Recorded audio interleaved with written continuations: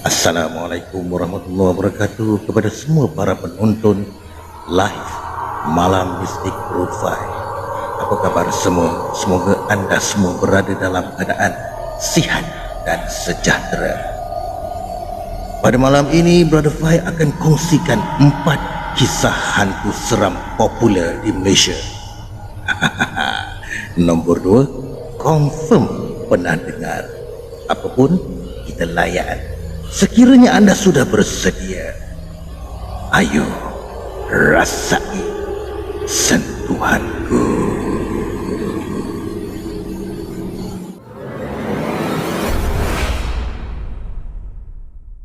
Kalau kita tengah lepak dengan kawan-kawan atau keluarga, mesti ada satu-satu masa tiba-tiba perbualan korang bertukar jadi cerita hantu, kan?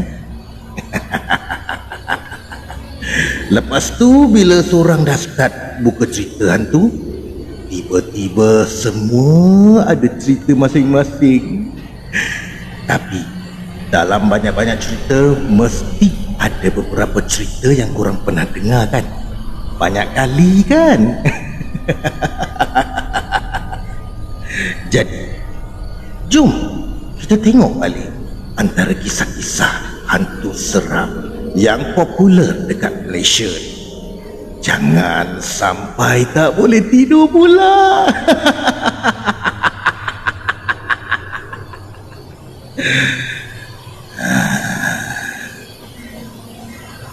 Kisah yang pertama adalah penumpang taksi misteri.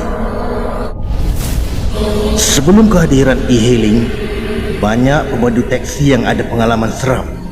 Lebih-lebih lagi kalau bekerja shift malam, macam pemandu ni lah. Waktu telah menghampiri tengah malam ketika dia memandu di tengah kota raya yang sunyi. Tiba-tiba dia ternampak seorang perempuan muda cantik, berambut hitam panjang, memakai baju berwarna putih, sedang berdiri di tepi simpang lampu isyarat. Lelaki ini hentikan taksinya untuk bertanya sekiranya perempuan tersebut mahu tumpang. Amoy, you mau pergi mana? Perempuan tersebut kemudiannya menoleh dan merenung mata lelaki tersebut sebelum masuk ke dalam taksi tanpa berkata apa-apa. Apabila perempuan ini masuk saja dalam kereta, bau wangi mula merebak sehingga menyakitkan hidung pemandu ni. Wangilah pula perempuan ni. Bila ditanya destinasi, "Amoy, you mau pergi mana?" Perempuan ni hanya mengulurkan sekeping kertas yang ditulis nombor dan nama jalan. Kerana kurang mengenali lokasi yang diberikan, pemandu taksi tersebut telah meminta supaya penumpangnya itu tunjukkan jalan. Namun perempuan tersebut masih tidak menyebut sepatah perkataan dan hanya mengangguk sebagai tanda pemandu ini telah masuk ke dalam tempat tersebut. Amoy, betulkah ini jalan? Ditunduk. Diangguk. Akhirnya mereka tiba di satu jalan yang terletak agak jauh dari pusat bandar. Jalan tersebut agak sempit dan gelap, hanya boleh memuatkan satu kereta saja. Bukan itu saja, jalan di sana juga sangat gelap hingga sukar untuk melihat bila hanya berpandu kepada lampu kereta saja. Jadi dia pun memandu perlahan. Lelaki ini cuba melihat kiri kanan untuk melihat nombor rumah yang diberikan tersebut. Tapi mengejutkan bila dia perhatikan betul-betul, tiada rumah yang ditemui. Sebaliknya hanya deretan kubur yang panjang. Lelaki ini mula rasa seram sejuk. Ya Allah, kat mana aku ni? Bulu tengkuk juga tegak merinding. Tak berani melihat ke arah cermin belakang Lelaki ini bertanya jika ianya tempat yang betul. Namun, tiada jawapan dari kerusi belakang. Perlahan-lahan, lelaki ini memandu mengharapkan ada rumah di hadapan. Tak lama kemudian, lelaki ini merasa sentuhan di bahunya. Tanpa berani menoleh, pemandu ini hanya berhentikan keretanya dan merasa tangan perempuan tersebut memberikan dia wang. Ekoran terlalu takut. Pemandu ini terus meletakkan duit tersebut di tepi pintu tanpa mengiranya. Sejurus dia mendengar pintu belakang terbuka dan tertutup. Lelaki ini terus memecut laju pulang ke rumah tanpa menoleh ke belakang.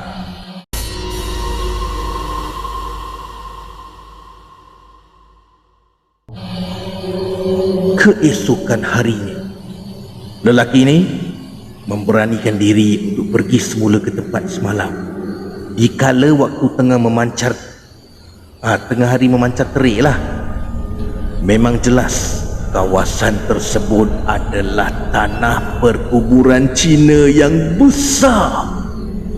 Dia cuba mencari nombor yang diberikan oleh gadis tersebut. Ketika tiba di satu kubur, lelaki itu terkejut bila melihat perempuan di dalam gambar tersebut sama dengan penumpang misteri itu. Bila dia cuba melihat duit yang diterimanya semalam, ternyata ia adalah duit. Duit apa? Duit yang apa nama kaum Cina yang bila meninggal dunia dia gunakan duit tu. Macam itulah. Jadi pemandu tu terus membuang duit tersebut dan berlalu pergi. Rupa-rupanya perempuan itu telah meninggal seminggu sebelum di dalam satu kemalangan yang dahsyat di simpang lampu isyarat tersebut. Ia merupakan kemalangan langgar lari dan orang yang melanggarnya tak pernah ditangkap.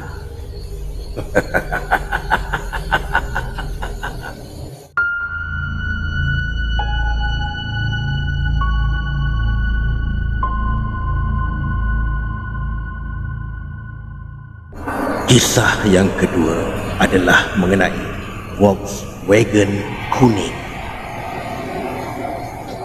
Seumur hidup mesti sekali korang pernah dengar cerita pasal Volkswagen kuning yang menghantui lebuh raya Karak, kan? Bukan itu saja, lebuh raya Karak sendiri dikatakan sebagai lebuh raya berhantu ekoran kemalangan tinggi yang berlaku di sana. Antara cerita yang sering didengari adalah penampakan Volkswagen kuning. Dikatakan jika terjumpa dengan Volkswagen kuning ini, anda kena berhati-hati. Kalau tidak, memang boleh kemalangan.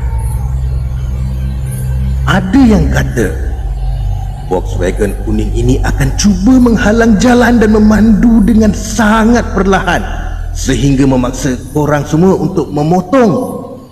Bila anda semua dah potong, tiba-tiba anda pandang depan, ada kereta yang sama juga sedang dipandu perlahan.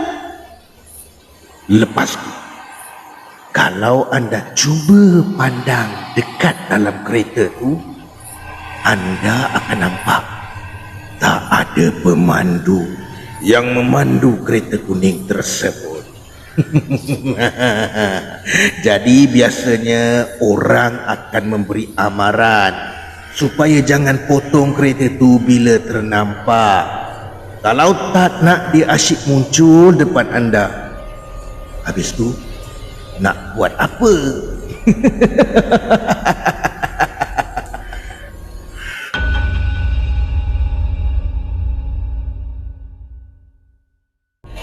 Kisah yang ketiga adalah orang minyak.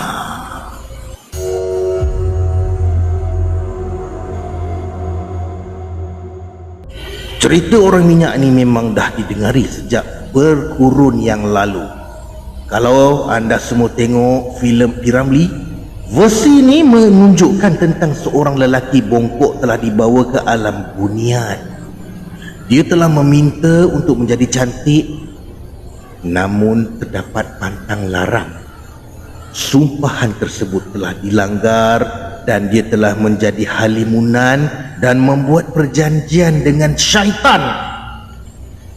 Dia telah diminta untuk menjadi orang minyak dan merogol seramai 21 gadis dalam masa 7 hari.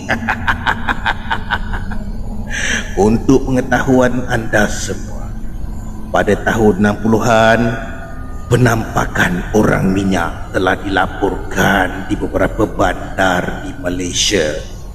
Ia digambarkan sebagai manusia yang mempunyai niat tak baik terhadap anak dara. Lelaki ini dikatakan akan mengintai mangsanya dalam keadaan bogel dan badan berlumuran minyak supaya sukar ditangkap. Di era moden, penampakan orang minyak ini masih disebut-sebut bila pada tahun 2005 ada laporan mengatakan orang minyak memegang pisau telah berkeliaran di Hospital Kuala Lumpur dan cuba untuk merogol jururawat di sana. Manakala pada tahun 2012 penduduk Gombak, Selangor mendakwa ternampak dan terdengar orang minyak di sekitar kawasan mereka.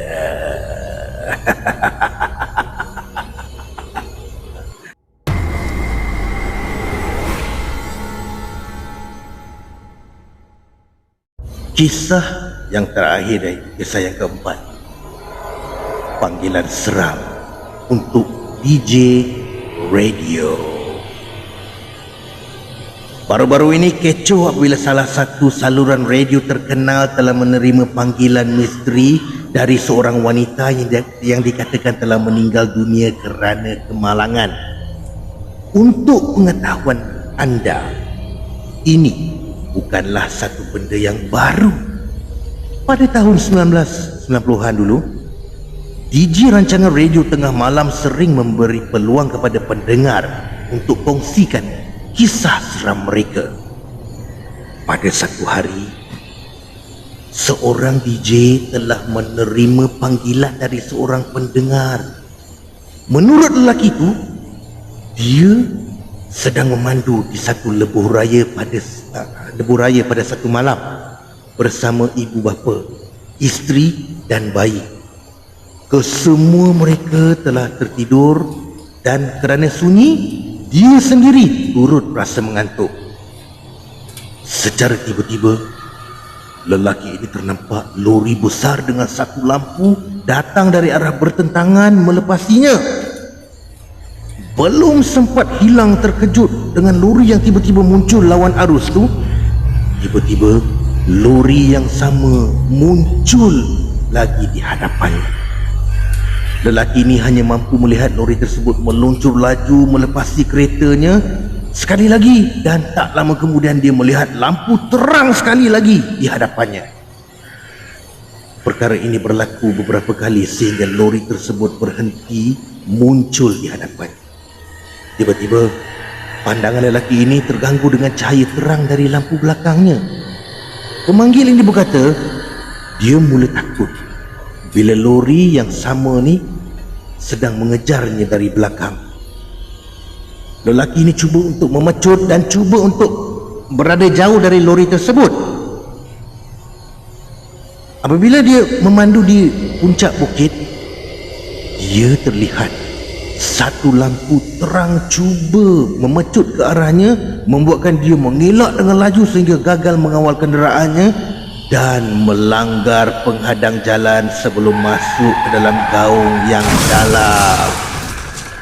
Menurut pemanggil ini, dia sangat sedih dan tertekan kerana kemalangan ini telah meragut nyawa ibu bapa, isteri dan anaknya.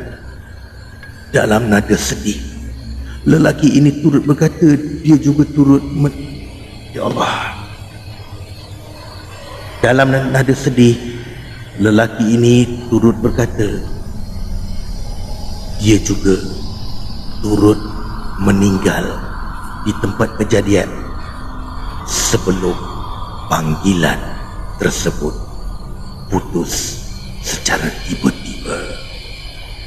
DJ yang menjawab panggilan tersebut pada awalnya menyangka bahawa ia hanyalah prank yang dibuat oleh orang dan hanya gelak dan teruskan programnya. Bagaimanapun, keesokan harinya terdapat berita di dalam surat khabar tentang kemalangan yang berlaku di Lebuh Raya, sama seperti yang diceritakan oleh pemanggil semalam. Dengan perasaan terkejut, DJ tersebut telah pergi ke pejabat untuk dengar semula rakaman panggilan misteri itu.